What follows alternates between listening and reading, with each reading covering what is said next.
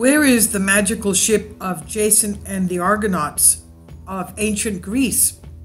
The Golden Fleece, Hercules, Ulysses, and others.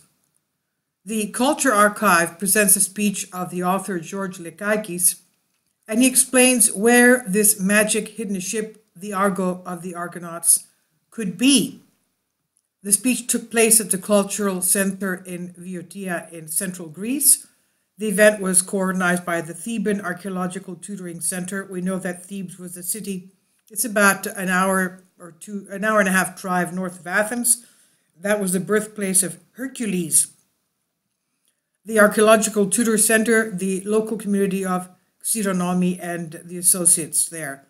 And according to the video, from what I just heard, and I'm still hearing, he gives us a lot of facts of ancient Greeks and tells us that in the area of Corinth, the ancient Herod, the Herod of the time of our Lord Jesus Christ, used to buy the fish, get the fish from there. He had fisheries there, and use salt to preserve them, and would supply them to Rome. That's how he made his money, and made all the various expansion of various construction in Jerusalem and other places by his fishing industry from the area of Corinth. Kindly support my Patreon account since YouTube has again demonetized my YouTube channel. The daily posts are 5 videos daily, and they are totally different from what I have on my YouTube channel. Thank you so much for your support and that you find all my content so interesting. You'll find the Patreon account details in the description box below. Now, I'm listening to it. It's about a half an hour, but it's in Greek, so I'm briefing it for you. And he tells us about the various ancient buildings that archaeologists here, we have 2 pictures of them, various gates that are found in the area of Viotia, central Greece. He says this is the example of 2 gates of a city that Herod the Great built in central Greece, Viotia. And unfortunately, the archaeologists have dated them to 400 BC, but they are a lot older, according to this archaeologist. And he goes on to explain to us having to do with the battle of the Titans with the humans, the gods and the Titans, and saying that the Titans had taken the magical lightning of Zeus that Zeus had as a type of an ancient weapon, a super weapon, and they locked him in a cave in an area of central Greece, Viotia, which is basically right around Delphi, where the oracle used to be. We know Delphi. And Hermes and Pan went to rescue him. And he then left and went to an area where he changed his diet in order to be healed. He changed his diet and was a vegetarian, eating only fruit in order to change his metabolism. And all this from ancient Greek writing. So in order to regain his strength and heal himself, he would eat only fruit in order to change his metabolism. This is what the archaeologist tells us. He says this is, again, very strange that this would be noted in the ancient Greek writings. This is how he healed himself and regained his strength. And his lightning rods of Zeus were reissued to him by Hephaestion, the god who was in charge of metallurgy. Then he goes on to explain the meaning of ancient Greek words and the locations around the Aegean and the Corinthian area and the Ionian Sea towards Italy. He says that one of the islands was Siphnos, Siphnos meaning siphon.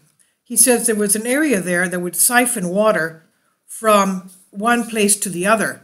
It was like an underground water and a gate, and he's now getting into that.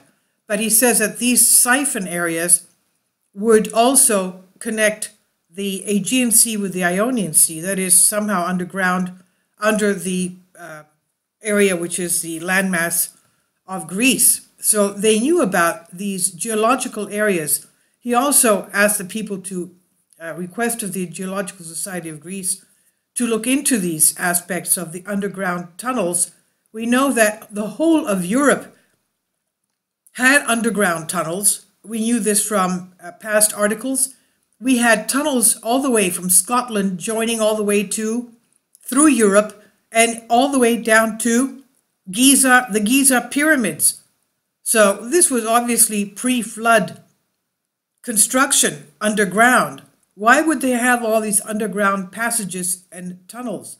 But now he talks about the siphon, Sifnos, the island of Sifnos in the Aegean Sea, east of Athens, and all this, the nomenclature of these locations having to do with what was there. And he said that this siphon tunnel, water tunnel, would reach all the way from Sifnos to Corinth, to today's Porto Germanos, areas like that, basically around Epidaurus. So we know that this was recorded from ancient Greek texts. He gives a striking example of what happened about 150 years ago when Ali Pasha was telling the Greeks that were in his court, that were his soldiers. We know that Greece was under slavery in the Ottoman Empire for 400 years. They gained their independence 200 years ago from Turkey, from the Ottoman Empire. And Ali Pasha told the Greek soldiers there that were under his supervision, of course, he said, "You Greeks are preparing something. I know it." He says, because you're no longer baptizing your children with names like John, Constantine, Paul, Simon, things like that. You're calling them Ulysses, Agamemnon, and names like that, Achilles, Hector. You're naming them names of the ancient Argonauts and the ancient heroes of ancient Greece, which means that you're preparing something that we are not aware of. And the lecturer here says the name is the symbol, just like Sifnos, the symbol for siphon, and other locations. They name what was actually there at that location. He said that the port of near Corinth of Aliki was not a small port. Today it's found underwater, but at that time it was above water on the coast. He said that the governor of the Argonauts, of the ship Argo, which was the Argonauts had a fleet of ships, but the ship Argo was Tifi, and they would not have chosen the governor or the admiral of the fleet to be someone who didn't know anything about naval warfare and how to win. And all these princes and scientists that were from the various areas of Greece, these knowledgeable people would not have voted for a governor who was just anybody. He would have had to be the best. He was from the area of central Greece, Viotia, and Pausanias said that these people, Tifi, the people of Tifi, of Viotia, central Greece, were the best naval sailors, the Argonauts, the sailors of the Argo, or the Argonauts. Now the lecturer says that Viotia and Thebes was the area that was before Athens was established and other cities, and it was more knowledgeable and ancient and had the wisdom of naval warfare. And he says that this ship was not just a ship that was flying all over the place, going from the area of the Aegean to the Ionian, to flying to northern Egypt, over Libya, over the Black Sea, through the Straits of Gibraltar, into the islands of the Atlantic, into Latin America, and back again over Libya, central Libya. This was not just a ship, it must have been a craft that was flying. And he said that after the successful trip of the Argonauts and the Golden Fleece and all that they did, and they finished successfully what they had to do, that the ship was brought back to Aliki, and into the area of central Greece, Viotia, which was, of course, at that time the center of Greece and Hellenism before Athens was even established, that it was brought here for all the Greeks to come and astonishingly come and view it, this ship, the Argo. He believes that it's still today buried in some field in the central area of Greece, Viotia, near Thebes. Now, I've gone to this area many times, and it's an area of farmland. And when the farmers want to build a house, of course, they have to make foundations with basement, because Greece is a very seismic area. And whenever they dig to build their houses, they find antiquities underneath. They do find antiquities everywhere they dig. You dig down 3 feet, you're going to find something. Recently, they found a beautiful statue. And the same thing goes with roads. Most houses that are built in roads have antiquities and ancient relics of ancient Greece under their lots. And what they do is they just stack them up in the back of their lots.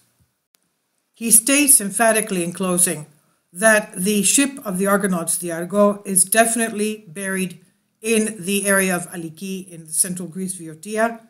And this is where the shipyards were for the Argo, that it is ancient, advanced technology that we do not have today, and that there are others who know about what he's just spoken about. And if the Greek archaeological societies don't do it, that means that others will come. Foreign archaeological societies will come, and they will obtain this technology. This was not just a ship made of planks of wood, a trireme, that we believe that ancient Greeks had. This was a special type of a flying craft with ancient advanced technology. And he believes it is buried in the area of Aliki in Viotia of central Greece, which was the center of Hellenism and which had the best naval commanders in the known world at that time. So I've just translated this for you from a video that is, and I'll leave the link below for Diadrastika. I hope you enjoyed it. So this is where he thinks that the Argo is buried. Thank you for your support. I hope you found this interesting. Please leave your comments. Thank you.